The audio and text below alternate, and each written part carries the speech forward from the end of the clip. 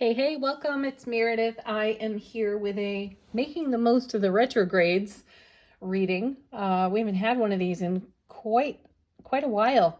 So, as you know, we've got 6 planets and an asteroid in retrograde, including Mercury. Our asteroid is Chiron, the wounded healer. Yeah, some of these planets are going to start to go direct soon. I think in October they'll start turning. If I have the timing right, the first one to go will be Mercury on the 1st of October. And then a few others will follow in October. And this is all leading up to the next eclipse season for us. We'll have a partial solar eclipse. I think it's on the 25th of October. Then we have a lunar eclipse happening in November. These are going to happen in the sign of Scorpio yet again. So as we get closer to, do you remember, before I go on, do you remember a couple of years ago, like everything happened in Scorpio? Yeah, that was a whoa, look out. And had we all been looking at our calendars in advance, we might have prepared a little differently. So this year, that's what we're going to do. We're going to prepare a little differently by staying attentive to these energies as they make their way into our world and how they weave themselves into the fabric of our life. All right, let's get into this though. We're using Lightseer's Tarot for this message. And again, we're making the most of the retrograde energies. So what we have in retrograde is Pluto, Saturn, Jupiter, Neptune, Chiron, Uranus, and everybody's favorite, Mercury. How do you make the most of a retrograde? You use these energies as they appear to be, moving in reverse or easing up on whatever pressure they could potentially bear on us at any given time. So Saturn, one of the biggies, it's an outer planet and it has a long cycle of whatever cycle it moves into. Be prepared for it to take a period of life experience. And Saturn gets, the nickname, the taskmaster. It will never let up until we get it. So let's make the most of that by tuning in with tarot cards. Same goes for all the other planets. And take a look at the playlist of retrograde readings because I have explained on more than one occasion all the benefits available to us in these retrogrades. So with that, in our heart-mind connection, we'll get into today's message. Our first card, beautiful, look at this. 6 of Coins, reciprocity. It's one of my favorite 6s in tarot, and it doesn't show up a lot. So when it does appear in a reading, it's one of those cards that I pay a whole lot of attention to because this card has us checking in with how we are giving and receiving. Are we as open to receiving as we could be? Check that. I had a very dear soul say to me the other day, or recognize and reflect back to me how autonomous I can be in my spiritual work and how I address my personal challenges as they wash up on the shore of my consciousness.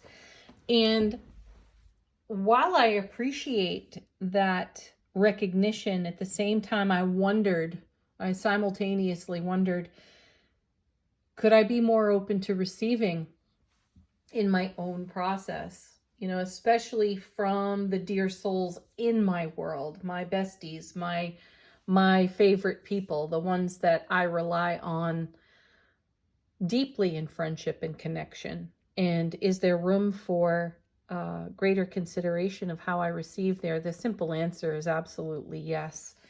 None of us has to do anything alone. Sometimes just sharing the details with someone you really appreciate, who really appreciates you as well, is helpful. And then In terms of receiving, how about giving?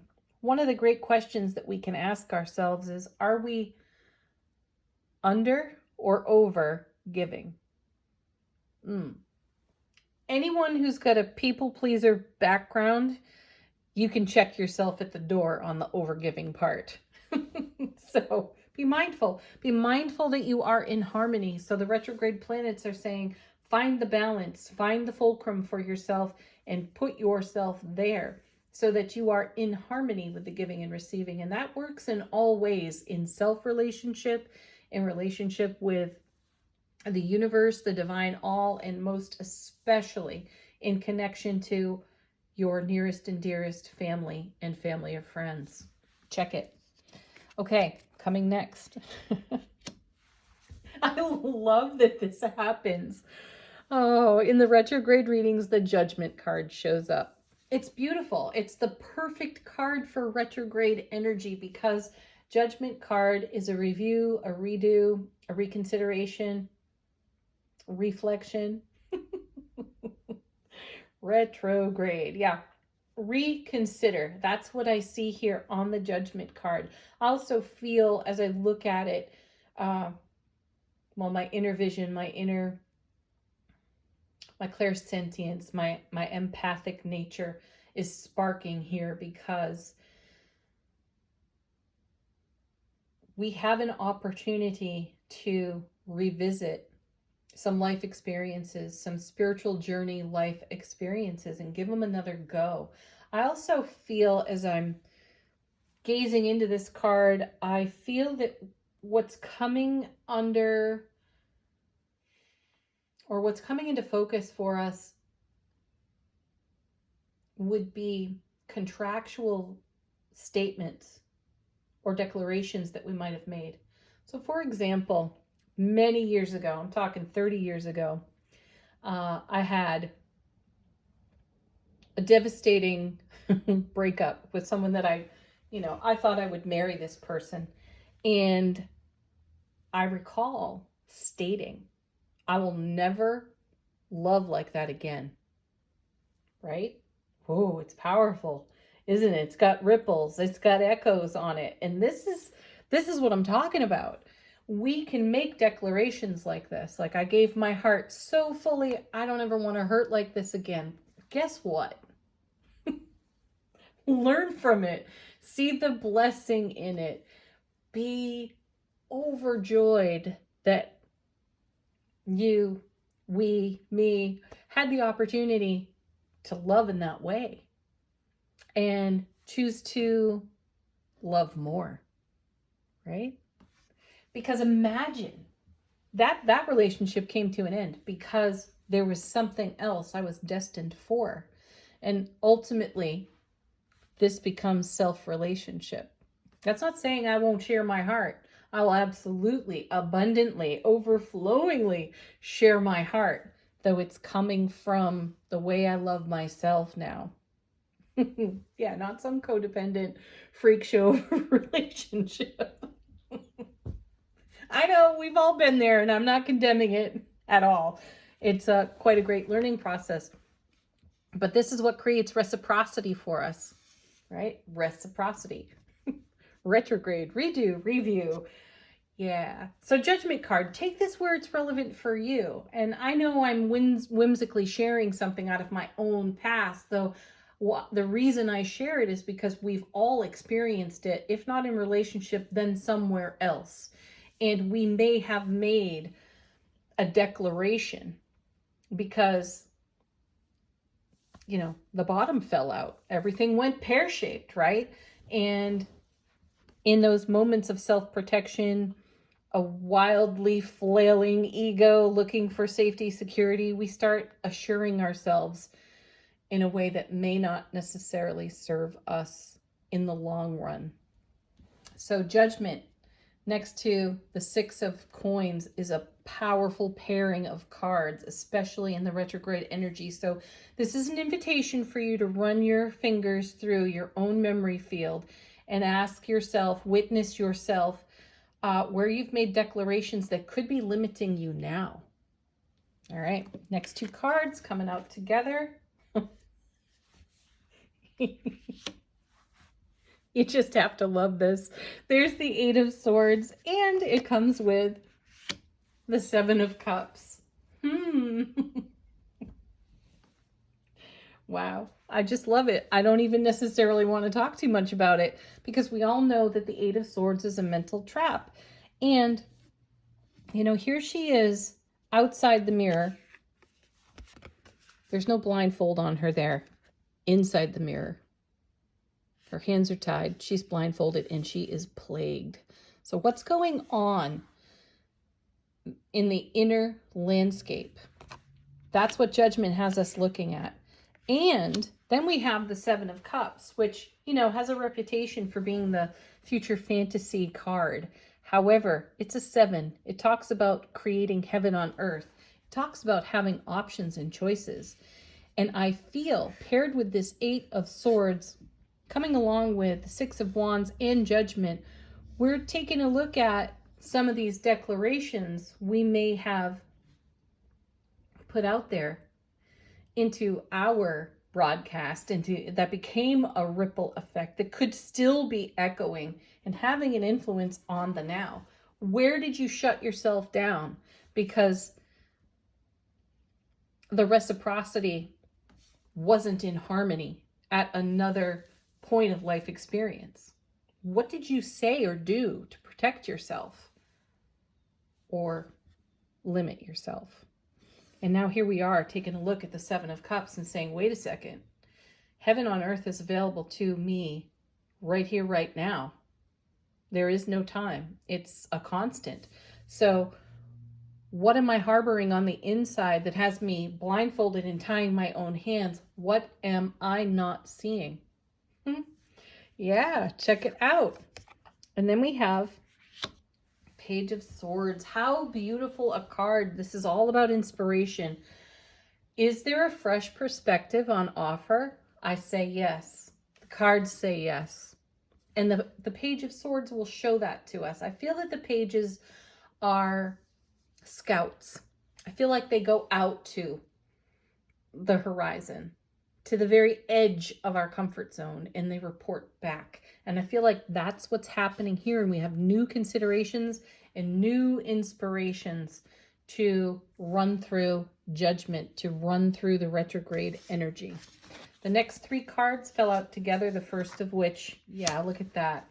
How do I go out to the edge of my comfort zone, the very peak of my horizon? You do that through your own intuitive gifts. Here's the High Priestess. She will point the way intuitively. And I know I get this question a lot. So many of you email this to me. How do I know it's my intuition? It's a great question.